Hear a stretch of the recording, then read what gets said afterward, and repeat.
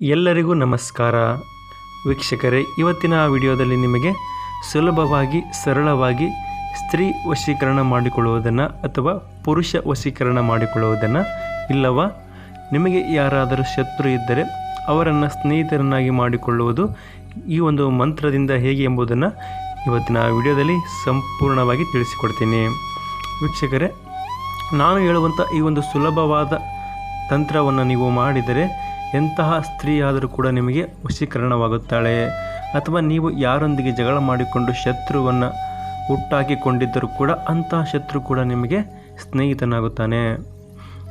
ನೋಡಿ, ಇದನ್ನು ಮಾಡಬೇಕಾದರೆ ನೀವು ತುಂಬ ಜಾಗೃತಿಯಿಂದ ಮಾಡಬೇಕು. ಈ ತಂತ್ರವನ್ನು ನೀವು ಯಾವ ಥರನಾಗಿ ಮಾಡಬೇಕು, ಯಾವ ಸಮಯದಲ್ಲಿ ಮಾಡಬೇಕೆಂಬುದನ್ನು ಇವತ್ತಿನ ವಿಡಿಯೋದಲ್ಲಿ ಸಂಪೂರ್ಣವಾಗಿ ತೋರಿಸಿಕೊಡ್ತೇನೆ.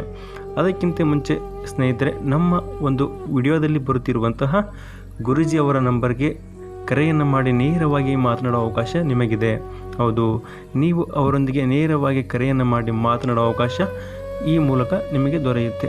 ನೀವು ಅವರಿಗೆ ಕರೆಯನ್ನು ಮಾಡಿ, ಗುರೂಜಿ, ನಮ್ಮ ಮನೆಯಲ್ಲಿ ಈ ಥರ ಆರೋಗ್ಯ ಸಮಸ್ಯೆಯಾಗಿದೆ, ನಮ್ಮ ಮನೆಯಲ್ಲಿ ಹಣದ ಸಮಸ್ಯೆ ತುಂಬ ಇದೆ, ನಮ್ಮ ಮನೆಯಲ್ಲಿ ದಿನ ದಿನ ಕಿರಿಕಿರಿ ಜಾಸ್ತಿ ಆಗುತ್ತದೆ, ಮನಸ್ಸಿಗೆ ನೆಮ್ಮದಿ ಅನ್ನುವುದೇ ಇಲ್ಲ, ಅಥವಾ ಏನಾದರೂ ನಿಮ್ಮದು ಡೈವರ್ಸ್ ಕೇಸ್ ಇದ್ದರೆ ಅಥವಾ ಭೂಮಿ ವಿಚಾರದಲ್ಲಿ ಏನಾದರೂ ಗಲಾಟೆ ಇದ್ದರೆ, ಹೀಗೆ ನಿಮ್ಮ ಜೀವನದ ಅನೇಕ ಗುಪ್ತ ವಿಚಾರಗಳಿದ್ದರೂ ಕೂಡ ನೀವು ಗುರೂಜಿಯವರಿಗೆ ಕರೆಯನ್ನು ಮಾಡಿ ಅವರ ಹತ್ತಿರ ನೇರವಾಗಿ ಮಾತನಾಡಿ ನಿಮ್ಮ ಸಕಲ ಸಮಸ್ಯೆಗಳನ್ನು ಕೂಡ ಕೆಲವೇ ಗಂಟೆಗಳಲ್ಲಿ ಪರಿಹರಿಸಿಕೊಳ್ಳಬಹುದು. ದಯವಿಟ್ಟು ಈಗಲೇ ಅವರ ನಂಬರ್ಗೆ ಕರೆಯನ್ನು ಮಾಡಿ ನಿಮ್ಮ ಸಮಸ್ಯೆಗಳನ್ನು ಹೇಳಿಕೊಂಡು ಪರಿಹಾರ ಮುಕ್ತರಾಗಿ. ಇನ್ನು ನಾವು ಮುಖ್ಯವಾದ ವಿಷಯಕ್ಕೆ ಬರುವುದಾದರೆ, ನಾನು ಹೇಳುವಂಥ ಈ ಒಂದು ವಶೀಕರಣ ತಂತ್ರವನ್ನು ನೀವು ಭಾನುವಾರ ದಿನದಂದು ಮಾಡಬೇಕು. ಹೌದು, ಭಾನುವಾರ ದಿನದಂದು ನೀವು ನಿಮ್ಮ ಮನೆಯ ಹತ್ತಿರ ಇರುವಂಥ 2 ತುಳಸಿ ಎಲೆಯನ್ನು ತೆಗೆದುಕೊಂಡು, ತುಳಸಿ ಎಲೆ ಅಂದರೆ ಅದು ಸ್ವಲ್ಪ ದೊಡ್ಡದಾಗಿದ್ದರೆ ಒಳ್ಳೆಯದು, ಯಾಕೆಂದರೆ ನೀವು ಅದರ ಮೇಲೆ ಹೆಸರನ್ನು ಬರೆಯಬೇಕಾಗುತ್ತೆ. ಆದ ಕಾರಣ ತುಳಸಿ ಎಲೆಯ ದಳಗಳು 2 ದೊಡ್ಡದಾಗಿದ್ದರೆ ಒಳ್ಳೆಯದು.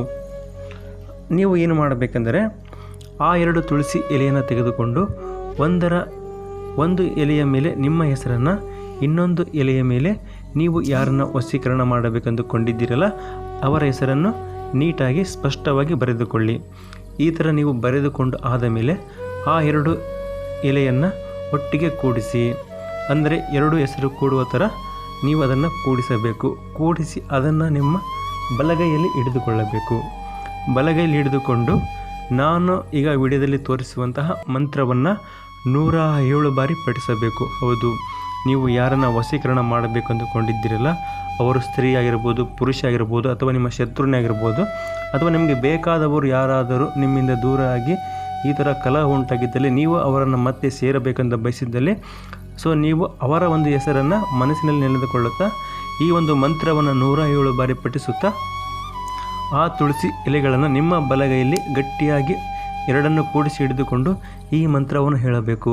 ನೀವು 107 ಬಾರಿ ಈ ಮಂತ್ರವನ್ನು ಸ್ಪಷ್ಟವಾಗಿ ನುಡಿದ ಮೇಲೆ ಅದನ್ನು ತೆಗೆದುಕೊಂಡು ಹೋಗಿ ನಿಮ್ಮ ಮನೆಯಲ್ಲಿ ಇರುವಂತಹ ದೇವರ ಕೋಣೆಯಲ್ಲಿರುವಂಥ ಅಗ್ನಿಗೆ ಹಾಕಬೇಕು. ಅಂದರೆ ನೀವು ಈಗ ಲೋಬಾನವನ್ನು ಹಾಕುತ್ತಿರುತ್ತಿರಲ್ಲ, ಆ ಥರದ ಒಂದು ಅಗ್ನಿ ಕುಂಡ ಇದ್ದರೆ ಆ ಅಗ್ನಿ ಕುಂಡಲದಲ್ಲಿ ಹಾಕಬೇಕಾಗುತ್ತೆ.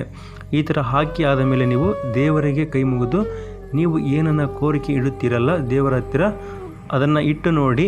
ನೀವು ಬೆಳಗಿನ ಜಾವ ಈ ಒಂದು ತಂತ್ರವನ್ನು ಮಾಡಿದರೆ ಆವತ್ತೇ ಸಾಯಂಕಾಲ ದಿನ ಅವರು ನಿಮಗೆ ವಶವಾಗುತ್ತಾರೆ. ಇದು ಮಾತ್ರ ಖಂಡಿತ. ಇದು ತುಂಬ ಶಕ್ತಿಶಾಲಿಯಾದ ವಶೀಕರಣ ತಂತ್ರ. ದಯವಿಟ್ಟು ಇದನ್ನು ಒಳ್ಳೆಯ ಉದ್ದೇಶಕ್ಕೆ ಉಪಯೋಗಿಸಿಕೊಳ್ಳಿ, ಯಾವುದೇ ಕಾರಣಕ್ಕೂ ಕೆಟ್ಟ ಉದ್ದೇಶಕ್ಕೆ ಉಪಯೋಗಿಸಿಕೊಳ್ಳಬೇಡಿ. ನಿಮಗೆ ಇದರಲ್ಲಿ ಏನಾದರೂ ಗೊಂದಲ ಉಂಟಾದರೆ, ಯಾವ ಥರ ಮಾಡಬೇಕೆಂದು ಇನ್ನೂ ಕನ್ಫ್ಯೂಸ್ ಇದ್ದರೆ, ನಮ್ಮ ವಿಡಿಯೋದಲ್ಲಿ ಬರುತ್ತಿರುವ ಗುರೂಜಿಯವರ ನಂಬರ್ಗೆ ಈಗಲೇ ಕರೆಯನ್ನು ಮಾಡಿ. ಅವರು ನಿಮಗೆ ಸ್ಪಷ್ಟವಾಗಿ ಒಂದು ವಶೀಕರಣ ತಂತ್ರವನ್ನು ಮಾಡಿಕೊಡುತ್ತಾರೆ. ಇದಕ್ಕಿಂತ ಸುಲಭವಾದ ಸರಳವಾದ ವಶೀಕರಣ ತಂತ್ರವನ್ನು ಅವರು ನಿಮಗೆ ಮಾಡಿಕೊಡ್ತಾರೆ. ದಯವಿಟ್ಟು ಅವರ ನಂಬರ್ಗೆ ಕರೆಯನ್ನು ಮಾಡಿ. ವಿಡಿಯೋ ನೋಡಿದ್ದಕ್ಕಾಗಿ ಧನ್ಯವಾದಗಳು.